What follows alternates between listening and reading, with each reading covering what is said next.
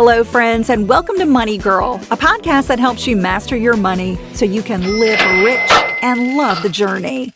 My name is Laura Adams. I'm a personal finance expert and award-winning author of several books, including Money Girl: Smart Moves to Grow Rich.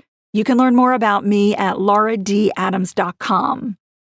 I'm really excited about today's show. You're going to hear my interview with Rod Griffin, who is Experian's Director of Public Education. If you're not familiar with Experian, they're one of the 3 nationwide credit reporting agencies in the United States. The other 2 are Equifax and TransUnion.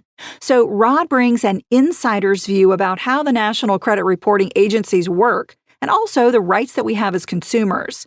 He's even had his own personal credit challenges, like becoming the victim of tax fraud. He tells that story in the interview and gives lots of advice and resources to build and manage your credit the best way possible. We covered a lot of ground. This is a much longer podcast than I normally do. I thought about cutting the interview down, but then I said, no, this is great stuff, so I want to give it all to you. We talked about what to do if you're just starting out or building credit from scratch. We discussed how to manage credit utilization and whether you can game the system by making early payments on revolving accounts. We covered no preset spending limit credit cards and how those affect your credit.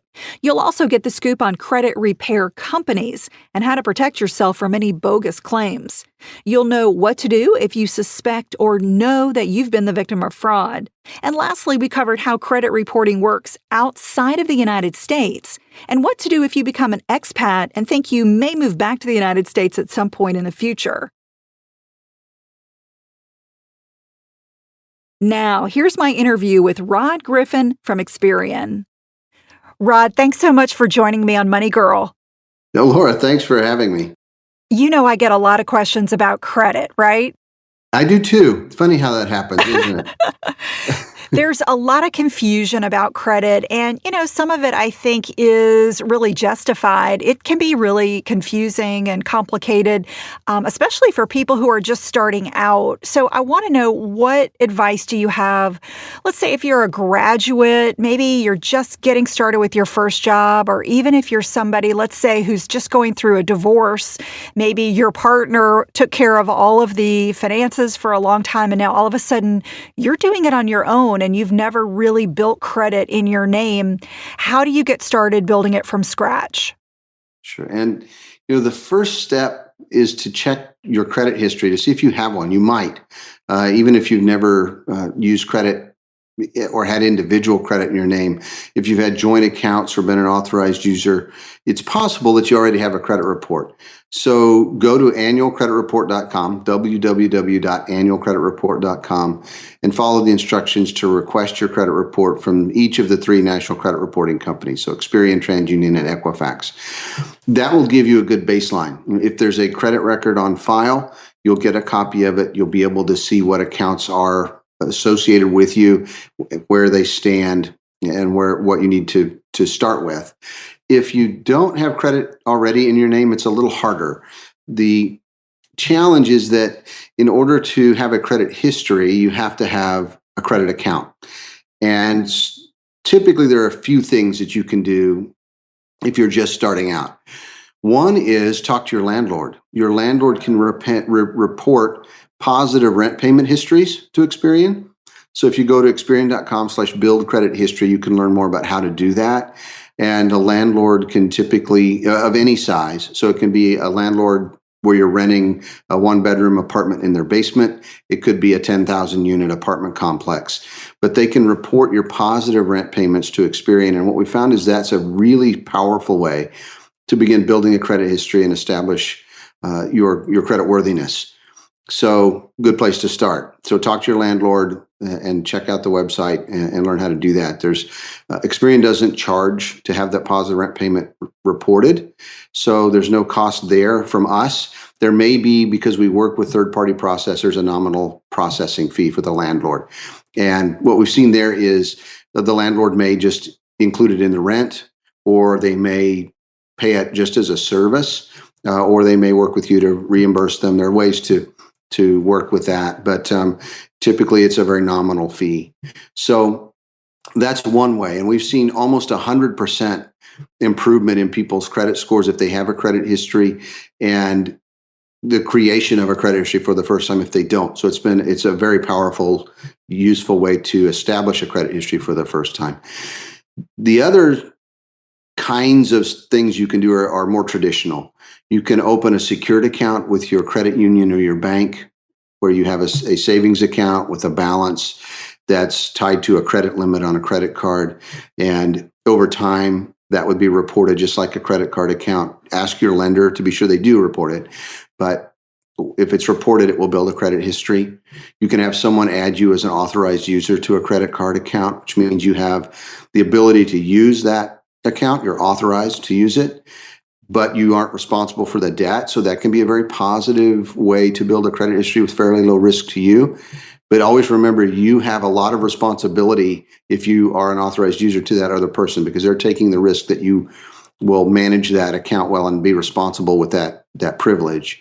You could also become a joint account holder for someone with a credit card, which means you are fully responsible for that debt and share the responsibility, and that account would be reported, and so you would have a credit history.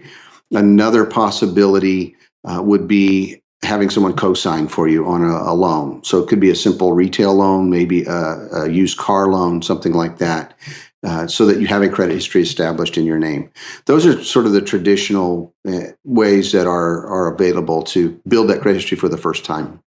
I recently did a show about secured credit cards, and one question that comes up is, if the card does report my payment history, does the utilization still matter? So, for instance, if I put up $1,000 secure deposit on that card and that becomes my credit limit, do I still need to really watch my credit utilization, keeping it as low as possible?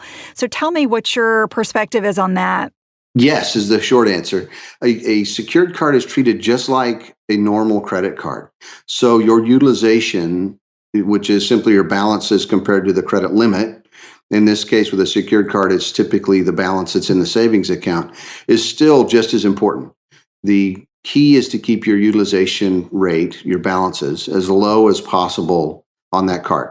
So using a secured card is just like a traditional unsecured credit card. You want to make a small purchase and then pay it in full each month to show that there's activity, and keep that balance as low as you possibly can, because that's really the second most important factor in credit scores. The first and most important factor, of course, is your payment history.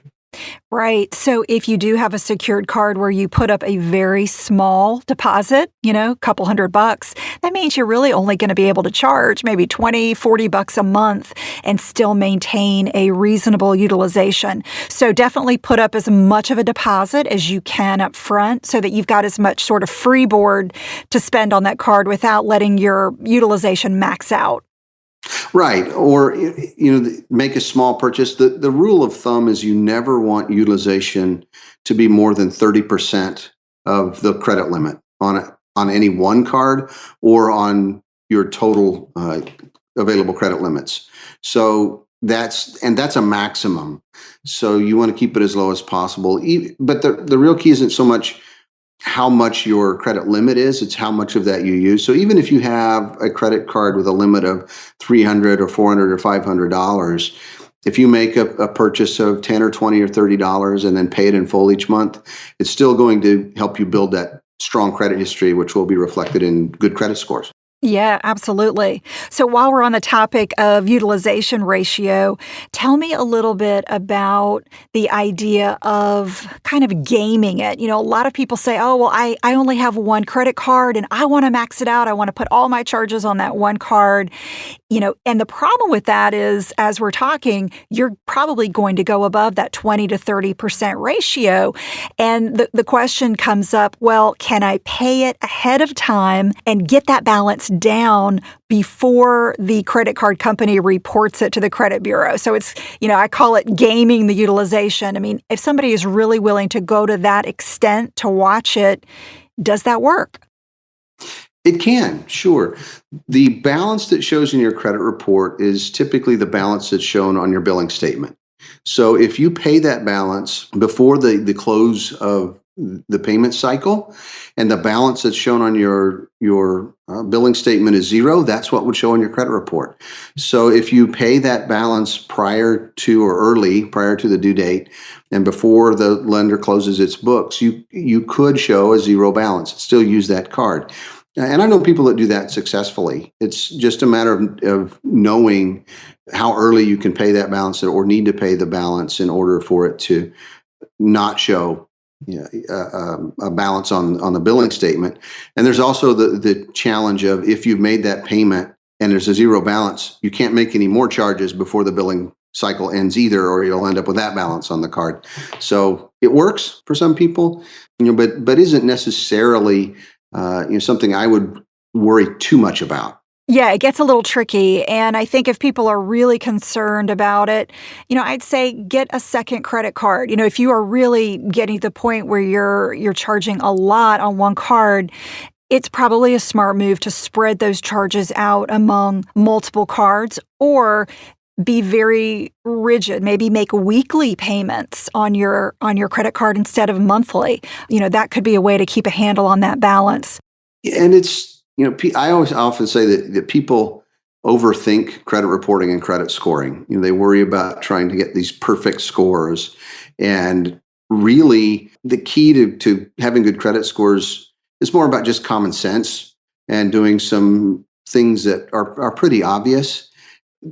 And you don't really have to think that hard about doing things to have a perfect credit score. And when people start trying to, as you say, game the system, it typically backfires on them. If you're paying your bills on time, if you're keeping your balance as low as you can especially on your credit cards, your scores are probably going to be all right. They're going to take care of themselves. And if you're worried about all of the everything else that's going on in life and trying to figure out how early you have to make that full payment so that you can maximize that score, it gets tricky and may not work to your advantage anyway, just because there's so much else going on in most people's lives that it'll trip you up. Yeah, good advice. Tell me a little bit about no preset spending limit cards. These are called NPSL cards for short, and they're mostly called charge cards. American Express offers these cards. Tell us a little bit about how they show up on credit reports and how people can manage those wisely.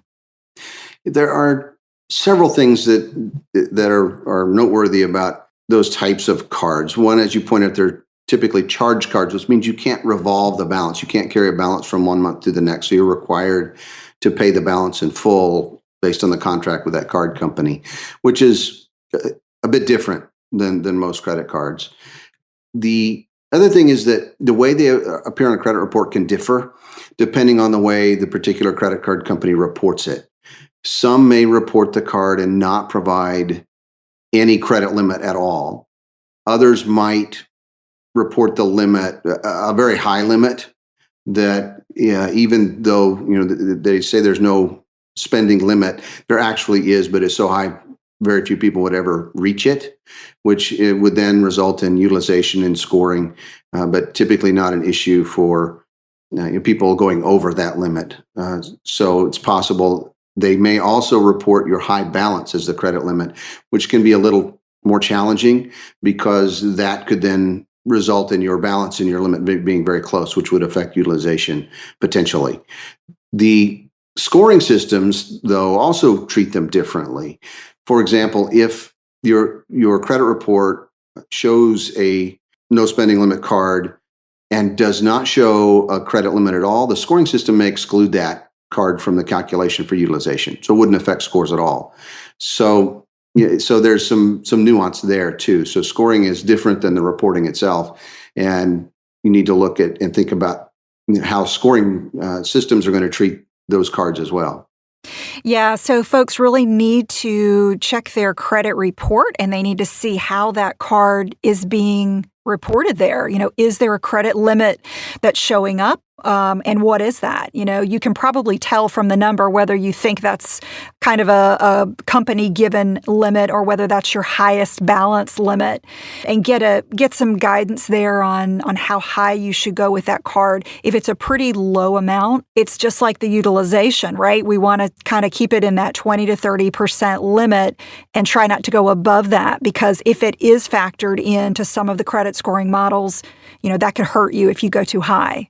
Right. And, you need to know the contract. You always tell everybody when you're opening an account, make sure that you understand the terms of the contract, including if that account will be reported to the credit reporting companies, and if so, how it will be reported, because you need to understand the consequences of that and how you would then manage using that card.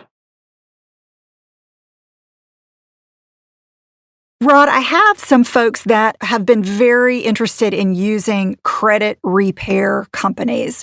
And I always really caution people about using a credit repair company. Can you tell us a little bit about what they do, if there's really any good reason to use one? Well, I'll tell you what the Federal Trade Commission has said. I tend to defer to them and their statement. And what they've said is that you cannot pay someone to legally remove accurate information from your credit report, even if it's negative. So you need to be aware of that. Whatever those companies are promising to do for a fee, you can do for free. So you can dispute the information, which is their typical process. You can go get your credit report and review it at no cost. If you need to dispute information, you can dispute it with Experian. It's very easy. You go to Experian.com/dispute. If you have your personal report, not a copy from a lender, but your own personal report, it will have a number. You can plug that number in and you pull up that report immediately and instantly and be able to click on dispute, need to dispute. You click on the dispute button with an account, enter your dispute, you can upload information. If you don't have a report, we'll ask you for some information and we'll provide a report at no cost for you, and then you can dispute that information. So again, there's no cost there, no cost to dispute information. The other thing to be aware of is that there's something called the Credit Repair Organizations Act, and it's very clearly defines your rights as a consumer when it comes to credit repair firms. And there are a couple of key things about the law, or that the law requires. First, a credit repair company must provide a contract in writing that specifies everything it will do for you. And they cannot take a penny from you until they fulfill all of the terms of that contract. They cannot take money up front. You also have 3 days to withdraw from that contract if you decide you don't want their service. So very important just from a payment perspective. They also cannot ask you to falsify information, or such as changing your name or identifying information, because that would be fraudulent. And if they ask you to do something like that and you choose to, not only are they violating federal law, but you may also be committing credit fraud and could face legal consequences. So there's some very serious repercussions to contracting with a credit repair firm that's making promises that it probably can't uphold. There are very good credit counseling services that will help a person manage the debts they have, that can help work with their lenders. But typically they're not going to charge a fee, or if they do, it's fairly minimal. There are some good for-profit firms. I'm not saying that there aren't, but you need to know your rights if someone's saying you need to pay us. I've seen instances where they'll claim that they'll remove accurate but negative information and charge as much as $1,000 per account and then do nothing. But if you're working with a good nonprofit credit counselor or a good credit counselor, they're not going to promise to take accurate information off your report. What they're going to do is help educate you about how credit reporting works, how to manage your debts better. They may work with your lenders if there's no other means within your budget to cover those expenses, and help you work with them on reducing your payments and managing those debts that way. But they're also going to require you to probably do things like create a budget, perhaps attend classes on credit reporting and how to manage credit so that you don't fall into the same pitfalls again in the future. So it's usually not as easy as just calling and saying, I'm going to pay you if you'll get that stuff off my report. but they will help you become more knowledgeable and not make the same mistakes again. In my private Facebook group, which is called Dominate Your Dollars, one of the members posted about having become the victim of fraud. Her name is Sarah. She said she did have her Social Security number stolen, and she tried to dispute it, but her request was declined. Now, I'm not sure where she is disputing it, but give us a little advice what to do if we find out that we have been the victim of fraud, if we see something suspicious on our credit file. What's the first thing to do? Sure. Well, and I can tell you, I'm right there with you because I was a victim of tax fraud last year, and I've also had credit card accounts compromised. So I know how you feel.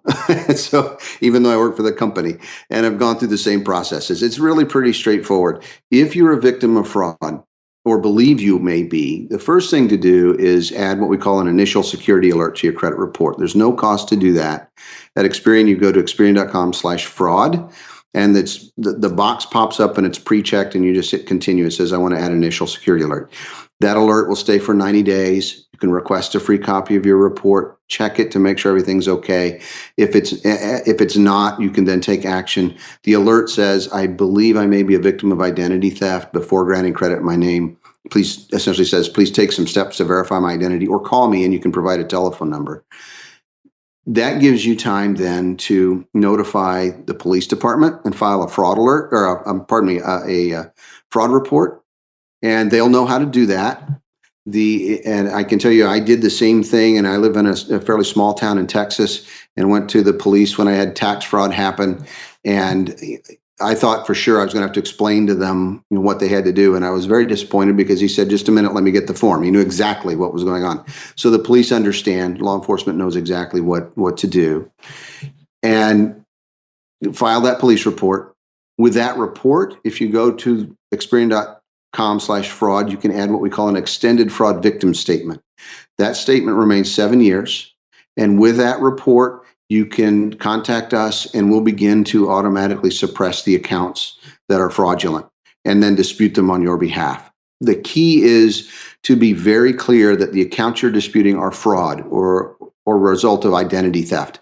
Use those words. Be very clear about what you're disputing and document them if you can.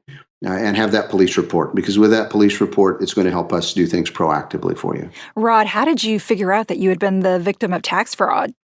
I got a tax refund check for $6,822, and I hadn't filed my taxes yet. So I don't know how they got my identity and my wife's as well, and filed a fraudulent tax return through an online tax preparation service, not the one most of us know about. It was a smaller one.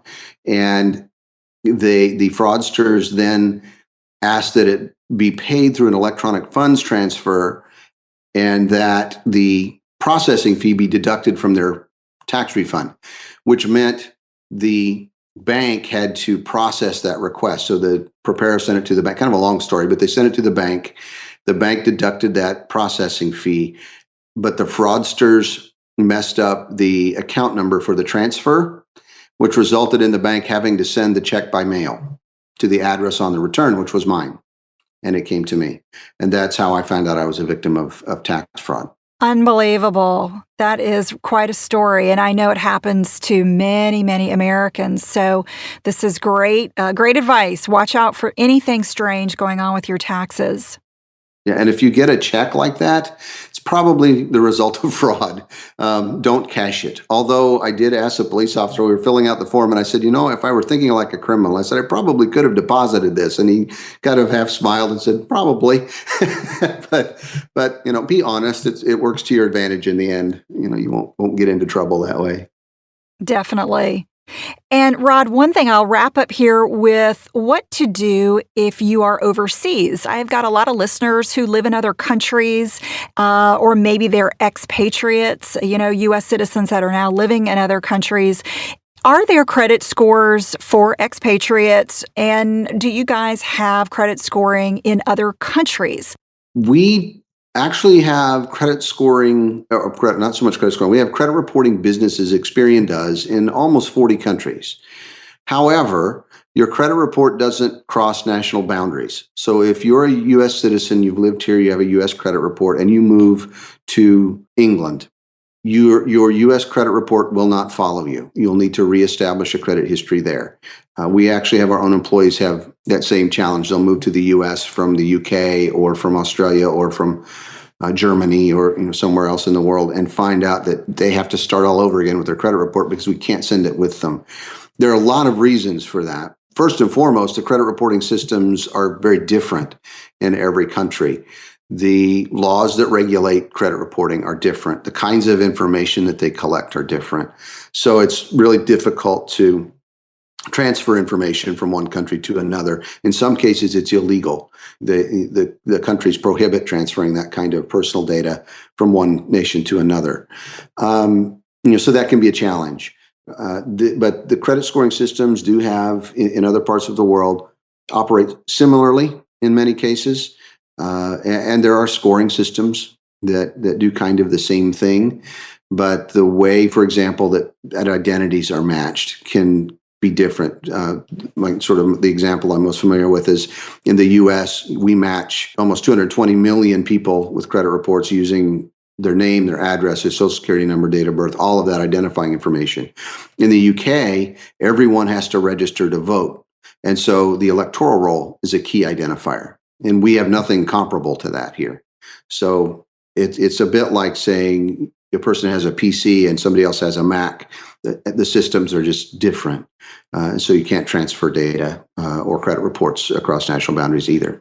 Right. So if you go and live abroad for some amount of time and you come back to the U.S., it's very likely that, you may be starting from scratch with your credit report if you've been away long enough and all of your accounts have fallen off. You may be starting from scratch. So some of that advice that we talked about at the very beginning of the show would be helpful to those folks that are coming back to the United States and taking up residency again here. Yes, I mean, and the key, if you know that you're going to be returning, is to maintain at least one open credit account. If you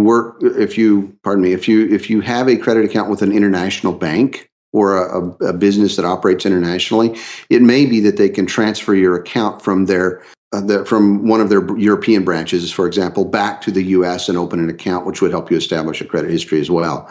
But if you can keep one account or two open and active in the U.S., and make a charge once in a while, it may help keep that credit report open and active. Terrific. Rod, thank you so much for this information. I've really enjoyed it. Sure, Laura, you're very welcome. Anytime I can help, please feel free to give me a call. And thank you for having me. I really hope you enjoyed the interview and will take away some tips to build and maintain excellent credit. If you're getting value from the Money Girl podcast, I have a favor to ask. Please subscribe to the show and take a moment to submit a 5-star review. iTunes is still the most popular way new listeners find the show, so your reviews on that platform are great because they really help us stay visible there. But you can also get the show on other apps such as Stitcher and SoundCloud, where you can also submit reviews. And here's something really exciting. Money Girl is now available on Spotify's mobile app. So if you're on Spotify, check it out. So I'll thank you in advance for taking the time to submit a quick review wherever you get the show. It would really mean a lot to me. That's all for now. I'll talk to you next week, courtesy of Money Girl, your guide to a richer life.